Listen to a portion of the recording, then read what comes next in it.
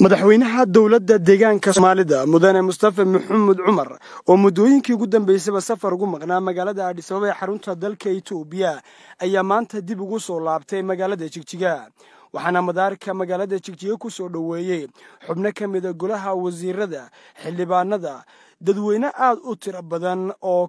ruuxayay caleemo qoyan iyo calanka dowladda deegaanka Soomaalida iyo boorar ay ku xardhan yihiin eraya iyo halkudhigyo lagu soo dhaweynayo madaxweynaha deegaanka waxaana soo dhaweyn iyo salaanqaad uu madaxweynuhu ku sameeyay dadweynaha kadib uu madaxweynuhu kula hadlay warbaahinta madaxtooyada dowladda deegaanka Soomaalida waxa uu ka warbixiyay ujeedka safarkii ugu maqnaa maalmihii u dambeysay magaalada Addis Ababa iyo nuxurkii uu ku saabsanaa sida la socotaan tan iyo markii isbeddelku ka hana qaaday deegaanka Soomaalida 5 bilood ka hor shacabku waxay muujinayeen taageero oo dhinac walba ah iyo hoola hase ahaatee waxa soo noqonayay arrimo caqabadooyin jiray oo la xidhiidhay in isbeddelku si loo rabay uu hore ugu soconin kala aragti duwanaansho la xidhiidhay sidii maartay dib xisbiga loogu yeegleeyay lahaa jirtay arrimahaas oo markii dambe keenay in maartay xogaa saxaafadda iyo ay galaan isku maartay kala hadal fara badan taas si wanaagsan inaan uga xaajoono ayaa sabab u tagnay dhammaan wixii jirayna waa isku soo afkaranay waxaan hadda rajaynaynaa in si dhaqso ah maartay isbeddelkii loo dardargeliyo oo ummadda looga faa'iideeyo si dadku ay maartay u dareemaan deganaansho siyaasadeed iyo mid amni oo xoogga loo saaro horumarka kala aragti duwanaanshahaas jirtay waxaa dhex booday oo damacay inay ka faa'iideystaan shabakad haraagii xukuumaddii hore iyo maartay dadkii tacadiga ku sameeyay shacabka iyo dadkii ka taajiray dhiigga shacabka oo weli sii daba socda dhaqanadii xunxumaa ahaa in lagu wareegaysto xafiisyada ciidamada iyo xafiisyada federaalka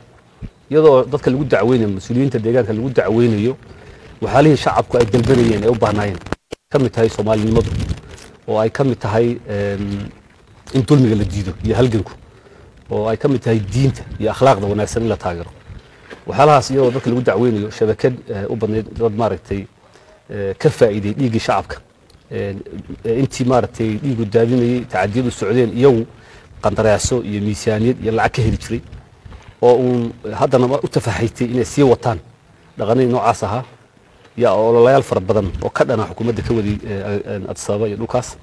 iyaga oo si khaldan u soo dhigayay xaqaa'iqa ka jira deegaanka waxaa maanta shacabka ugu bashaareynaa in dhammaan isku dayada noocaas ahaa si buuxda looga adkaaday shacabkuna maanta laga bilaabo uu fili doono in isbeddel dhab ah oo dhinac walba dhinac siyaasadeed mid amni iyo mid horumarineedba loo jihaysan doono waxaan ugu baaqaynaa mar kale dadka noocaas ee akhlaaq xumada iyo dhaqan xumada wiiqaysa midnimada ummadda Soomaaliyeed ka shaqeynaya inay ka waantoobaan haddii ay ka waantoobi waayaan waxaa mas'uuliyad naga saaran tahay in si isbeddelkan uu taabagalo talaabooyinka loo baahnaa ka qaadano taana waxaan rabaa inaan shacabka u cadeyno inaan dib looga waaban doonin waxaan aad iyo aad u mahadnaqaynaa shacabka deegaanka Soomaalida oo si buuxda isu garab taagay xukuumadda muujiyana wadannimo aan hore loo arag iyo isku duubni aad iyo runtii maartay loogu farxo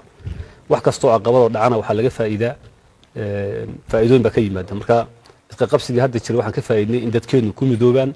aragtidoodana ku muujiyaan inayna maanta u baahnayn in dib loo noqdo oo dadka lagu maartay dhaqanadii jawaasisnimada iyo wixii macnaha aan lahayn ee ahaa in dadka lagu caayo Soomaalidu aaminsan yahay diin buu aaminsan yahay inay waxalihii noocaas ahaa maanta ay noqdaan waxyaalo maartay